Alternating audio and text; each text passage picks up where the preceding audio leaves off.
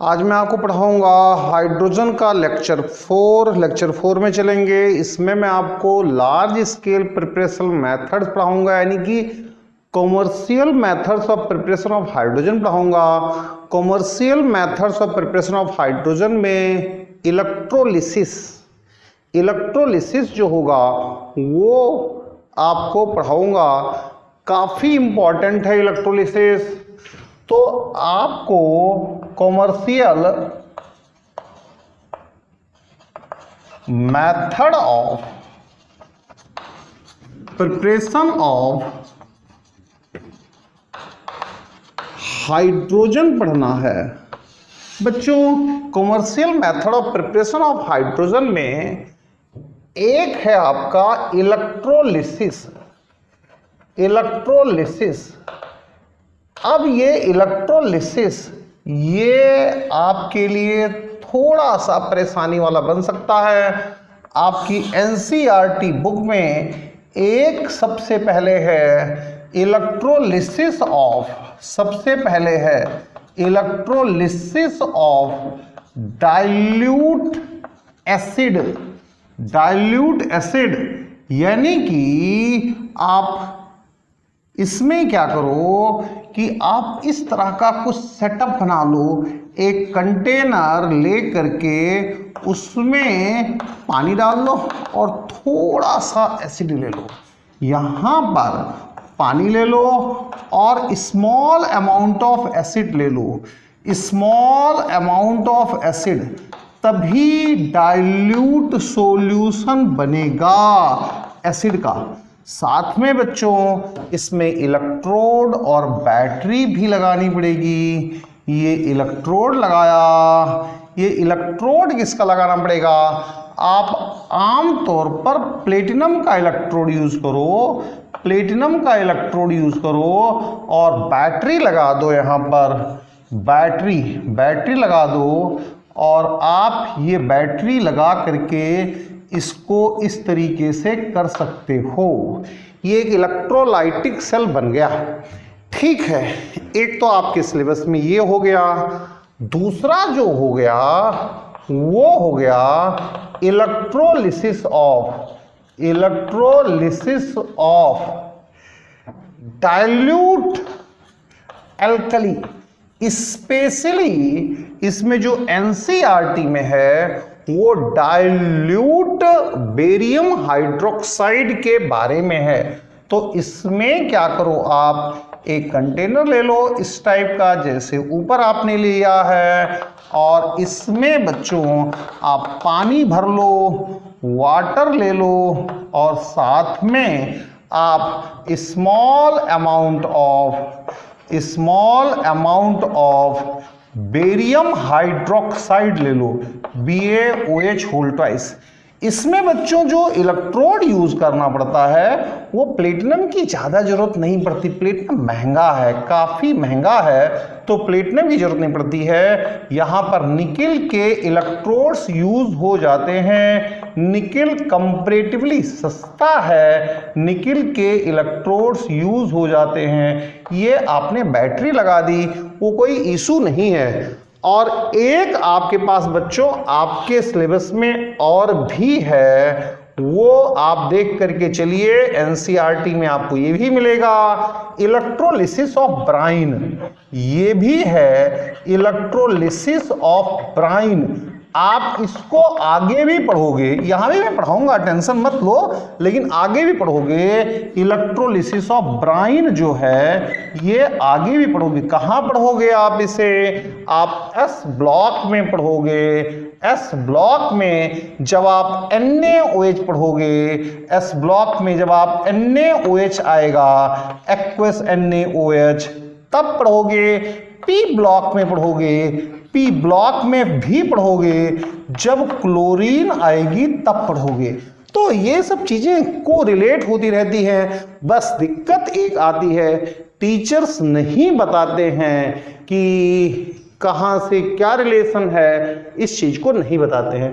फिर दोबारा से देखिए, आप पढ़ रहे हो कॉमर्शियल मेथड्स ऑफ प्रिपरेशन और production of hydrogen. Commercial method of preparation और प्रोडक्शन ऑफ हाइड्रोजन इसे पढ़ रहे हो और इसमें आपको इलेक्ट्रोलिसिस पढ़ना है। आपके NCERT की बुक में इलेक्ट्रोलिसिस ऑफ डाइल्यूट एसिड है, इलेक्ट्रोलिसिस ऑफ डाइल्यूट एल्कली है और आपके पास इलेक्ट्रोलिसिस ऑफ ब्राइन है। इसका रेफरेंस मैंने दिया है कि अभी 11th में ही S ब्लॉक में आप NaOH की प्रिपरेशन में भी इलेक्ट्रोलिसिस ऑफ ब्राइन करेंगे और P ब्लॉक में भी आप इसे करेंगे।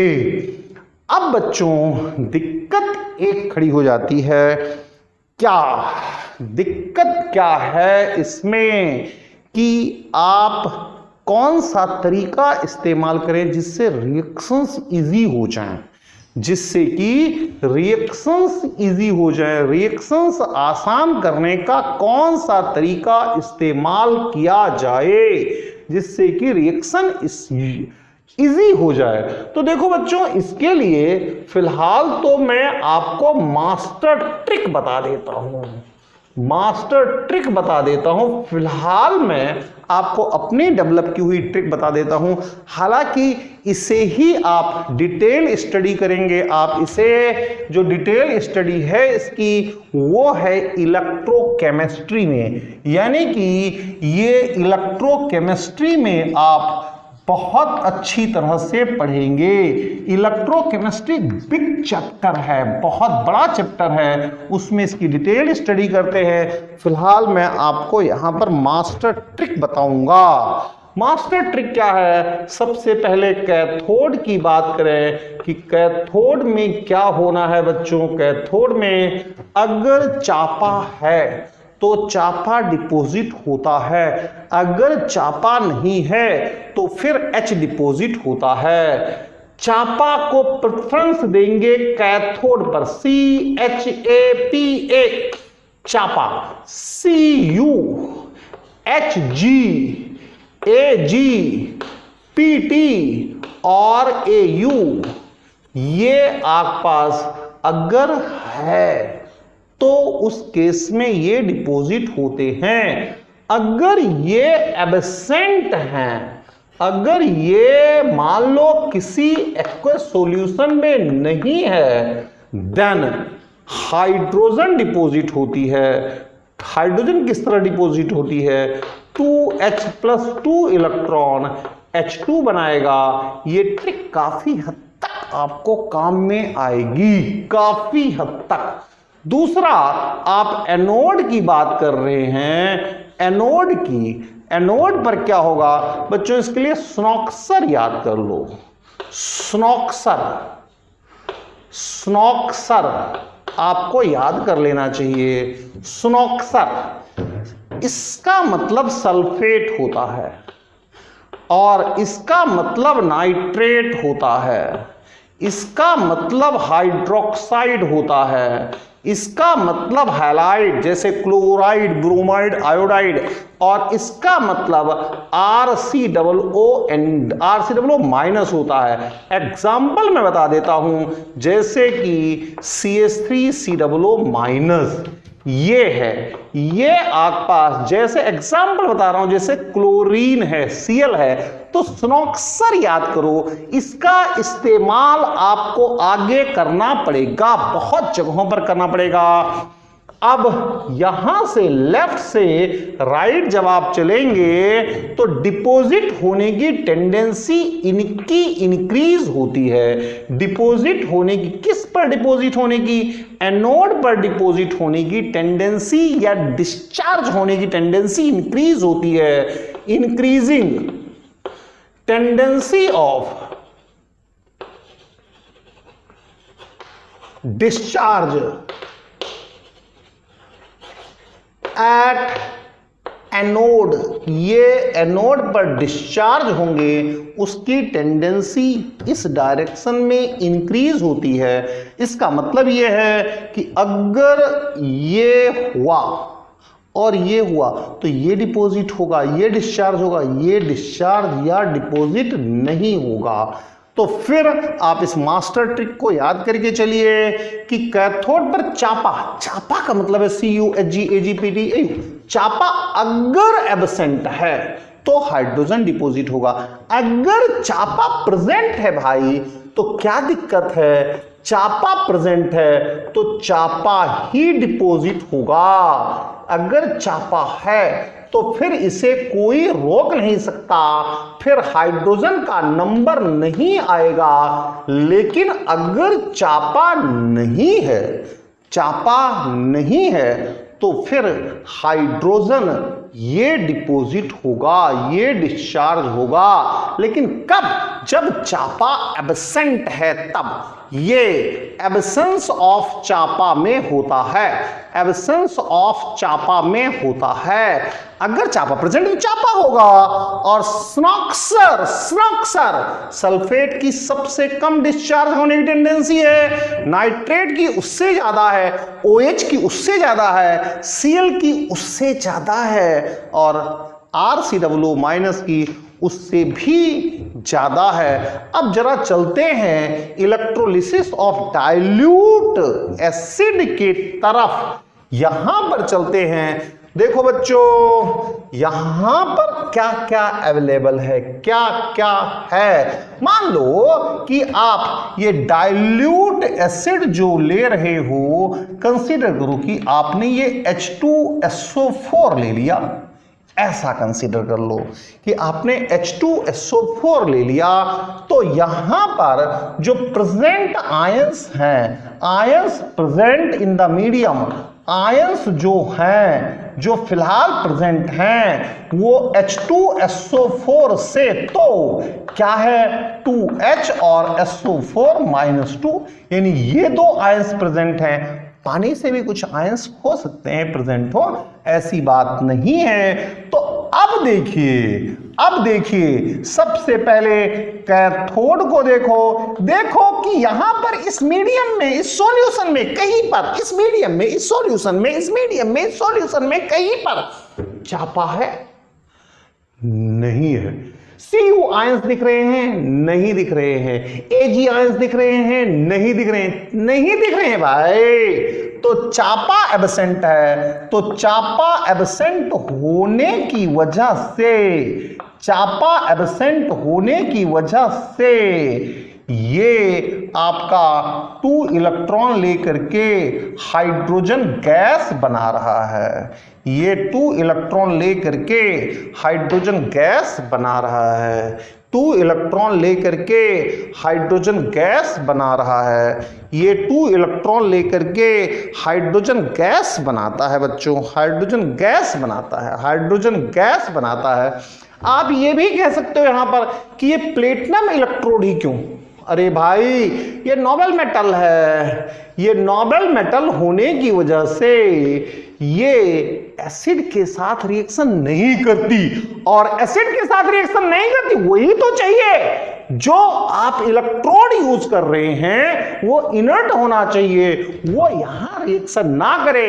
तो ये platinum is Nobel metal, and since platinum is Nobel metal, this will not react the present acid. इसमें जो एसिड हैं उनसे रिएक्शन नहीं करेगी, इसीलिए ये अच्छा इलेक्ट्रोड है। इस एक्वस सॉल्यूशन में कहीं से कहीं तक चापा नहीं है। अगर इस एक्वस सॉल्यूशन में कहीं से कहीं तक चापा नहीं है, तो चापा नहीं है तो अब हाइड्रोजन जो प्रेजेंट है वो डिस्चार्ज हो जाएगा, वो रिएक्शन कर जाएगा, वो कैथोड पर इलेक्ट्रॉन को ले लेगा।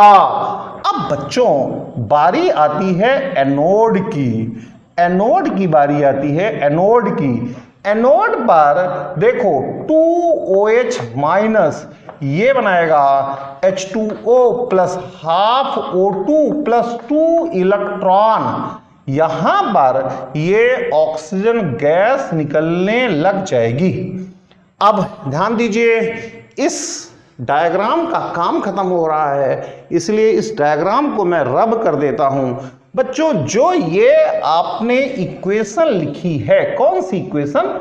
जो ये दो इक्वेशंस लिखी हैं, इनको अभी मैं दोबारा से एक बार फिर दोबारा से डिस्कस करूंगा। थोड़ा सा काम यहां का भी है, ये भी जगह खाली हो जाएगी तो इसे भी देखेंगे। थोड़ा सा हल्का सा इस तरीके से भी चलेंगे। अब जरा देखिए, इसको थोड़ा सा समझिए। यहां पर जो आयंस हैं वो आयंस कौन कौन से आयंस हैं भाई, कौन कौन से आयंस हैं? ये BaOH होल ट्वाइस, ये बनाएगा Ba+2 माइनस। दिक्कत ही नहीं है, दिक्कत ही नहीं, चापा तो है नहीं, चापा तो है नहीं।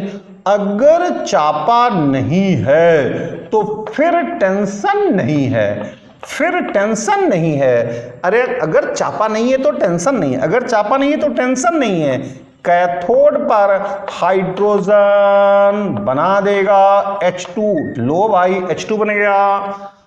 एनोड पर देखो दोस्त, स्नॉक्सर लगाओ ना, ये रहा स्नॉक्सर। OH की टेंडेंसी बहुत ज्यादा है, डिपॉजिट होने की टेंडेंसी OH की ज्यादा है, तो H2O plus half O2 plus 2 electron. लो दोस्तों, एनोड पर भी रिएक्शन हो गई और कैथोड पर भी रिएक्शन हो गई। यहां पर ऑक्सीजन डेवलप हो गया, यहां पर हाइड्रोजन डेवलप हो गया। इस फिगर का काम भी खत्म। अब चलिए थोड़ा सा इसे भी डिस्कस करते हैं। एक्चुअली ब्राइन होता क्या है, ब्राइन है क्या? ब्राइन NaCl का सॉल्यूशन होता है। तो ब्राइन जो है, ये ब्राइन क्या होता है? ब्राइन, इस ब्राइन के बारे में देखेंगे। सैचुरेटेड सॉल्यूशन ऑफ NaCl, ये होता है बच्चों saturated solution of NaCl, saturated solution of NaCl, saturated solution of NaCl, it is the brine, it is called brine। तो ब्राइन में NaCl का सैचुरेटेड सॉल्यूशन है। ठीक है भाई, NaCl है ही, NaCl ले ये बना दिया, Na+ बना दिया। मैं इधर लिखता हूं कहीं आपको दिखना ना बंद हो जाए, ये भी छोटी सी टेंशन रहती है। तो अब देखो दोबारा से जरा समझो क्या है कहानी। ये आपके पास सैचुरेटेड सॉल्यूशन ऑफ NaCl, तो सैचुरेटेड सॉल्यूशन ऑफ NaCl, तो NaCl ये बनाएगा Na+ और Cl-। भाई पानी तो है ना, पानी तो है, पानी तो है। सैचुरेटेड सॉल्यूशन ऑफ NaCl किसमें बनाया गया होगा? सैचुरेटेड सॉल्यूशन पानी में तो बनाया गया होगा। H2O H+ OH-। देखो चापा है? नहीं है। अरे ये चापा नहीं है, चापा नहीं है, ये चापा नहीं है। अगर चापा नहीं है तो कैथोड पर हाइड्रोजन का डिपॉजिट होना पक्का, हाइड्रोजन का डिपॉजिट होना पक्का। अगर चापा नहीं है तो हाइड्रोजन का डिपॉजिट होना पक्का। स्नॉक्सर, स्नॉक्सर, स्नॉक्सर, इसके बीच में लगेगा स्नॉक्सर, स्नॉक्सर। अरे भाई इसकी डिपॉजिट होने की टेंडेंसी OH की कम है और Cl की ज्यादा है, Cl की डिपॉजिट होने की टेंडेंसी ज्यादा है, स्नॉक्सर लगाओ ना। तो एनोड पर अगर स्नॉक्सर लगाओगे तो X का मतलब Cl की टेंडेंसी ज्यादा हो जाएगी, तो ये Cl2 प्लस 2 इलेक्ट्रॉन देगा, यानी कि यहां पर क्लोरीन बनेगी, क्लोरीन बनेगी। बच्चों थोड़ी सी बातें आपको यहां पर बताना और भी जरूरी है, कुछ छोटी छोटी बातें और भी बताना जरूरी है। क्या बताया जाए आपको कि जो ओल्ड कॉन्सेप्ट थी, ओल्ड कॉन्सेप्ट में एक चीज मानी जाती थी, क्या? अरे भाई डाइल्यूट एसिड, डाइल्यूट एल्कली, यानी कि जो पानी है वो पानी इलेक्ट्रिसिटी का इंसुलेटर होता है। प्योर वाटर इलेक्ट्रिसिटी को कंडक्ट नहीं करने देता है, प्योर वाटर इलेक्ट्रिसिटी को कंडक्ट नहीं करने देता है, इसलिए उसमें थोड़ा एसिड थोड़ा बेस डालना पड़ता है जिससे कि वाटर इलेक्ट्रिसिटी कंडक्ट करने लग जाए। ये पुराने टाइम में मानते थे कि भाई ठीक है, अगर हम थोड़ा सा एसिड या बेस किसमें पानी में डाल देंगे तो पानी थोड़ा बहुत आयोनाइज हो जाएगा H और OH में। अगर इसमें देखो, इसमें अगर आप ओल्ड कॉन्सेप्ट क्या कहती थी कि अगर आप एसिड या बेस थोड़ा सा पानी में डालोगे, जैसे कि यहां पर एल्कली डाल दिया, बेरियम हाइड्रोक्साइड डालोगे तो पानी थोड़ा बहुत आयोनाइज हो जाएगा H और OH में। अगर ये आयोनाइज हुआ तो फिर पानी इलेक्ट्रिसिटी कंडक्ट करने लग जाएगा। अरे दोस्तों, जो यहां पर ये ओल्ड कॉन्सेप्ट है, इसके अकॉर्डिंग टू जो पानी आयोनाइज हुआ है, यही तो OH यहां पर गया है। क्या करने के लिए? डिपॉजिट होने के लिए। अरे दोस्तों, ओल्ड कॉन्सेप्ट के अकॉर्डिंग टू जो पानी आयोनाइज हुआ है, H दिया है, यही तो यहां पर गया है डिस्चार्ज होने के लिए, जिससे हाइड्रोजन डेवलप हो जाए। मेरे प्यारे बच्चों, आपको फिर एक बार मैं बताऊंगा, यहां पर देखिए, यहां पर कहीं पर चापा नहीं है, तो कैथोड पर हाइड्रोजन डिस्चार्ज हो रहा है। चापा होता तो चापा डिस्चार्ज होता। प्लेटिनम यहां पर क्यों लिया जाता है एज ए इलेक्ट्रोड? महंगा है, बहुत महंगा है प्लेटिनम, फिर भी लिया जाता है एज ए इलेक्ट्रोड। क्यों लिया जाता है एज ए इलेक्ट्रोड? अरे भाई, वो डाइल्यूट एसिड से रिएक्शन ना करे, इसीलिए लिया जाता है यार। यहां पर निकल से ही काम चला लिया जाता है, यहां पर निकल से ही काम चल जाता है, क्योंकि निकल से रिएक्शन करने बेरियम हाइड्रोक्साइड नहीं जाता है। कोई पूछे कि ये H कहां से आया, आप बता दो, पानी के आयनाइजेशन से आया। थोड़ा बहुत पानी आयोनाइज हो जाता है डाइल्यूट एल्कली या फिर डाइल्यूट एसिड की प्रेजेंस में। यहां पर चलिए, कोई दिक्कत ही नहीं है। NaCl ने Na+Cl- दिया, H2O ने H+OH दिया। ये चापा नहीं है, चापा एब्सेंट है, तो हाइड्रोजन, इनमें दोनों में झगड़ा होगा, लड़ाई होगा। कौन जीतेगा? स्नोक्सर के अकॉर्डिंग टू क्लोरीन जीत जाएगा, क्लोरीन डिस्चार्ज हो जाएगा। एक डेटा आपको याद रखना चाहिए कि जब आप इलेक्ट्रोलिसिस करते हैं बेरियम हाइड्रोक्साइड की प्रेजेंस में, नहीं इस वाले केस में, तो 99.95% प्योर हाइड्रोजन आपको मिलती है। ये आपको याद रखना चाहिए। मैंने पूरी कोशिश करी है इसे एक्सप्लेन करने की इलेक्ट्रोकेमिस्ट्री में, और इन डेप्थ में इसे मैं पढ़ाता हूं। अभी फिलहाल हाइड्रोजन में प्रिपरेशन मेथड में, इलेक्ट्रोलिसिस में इतना बहुत है। Thank you very much, thanks a lot.